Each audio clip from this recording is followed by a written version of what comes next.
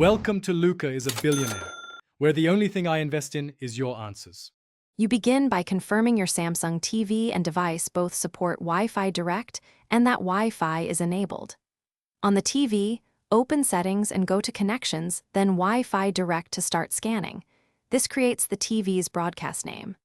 On your phone or laptop, open Wi-Fi Settings and choose Wi-Fi Direct or similar.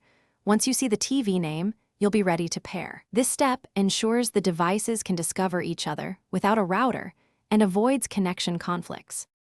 Once the TV appears on your device, tap its name to initiate pairing. The TV may show a PIN or a confirmation prompt, accepted on both ends. After pairing, you must grant permissions for screen mirroring or file access so the TV can show your media. This avoids blocked streams.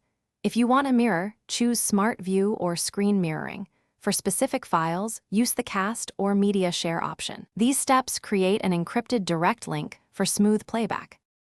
To finish, start playback or enable mirroring and make sure the TV input is on screen mirroring when required.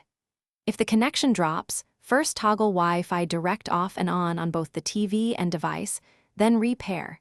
This clears temporary conflicts. If problems persist, restart both devices, check for Samsung TV firmware and device OS updates, and move them closer to reduce interference. Following these final steps secures a stable direct link and fixes most common pairing issues. Thanks for watching and please subscribe. It's the best investment you'll ever make.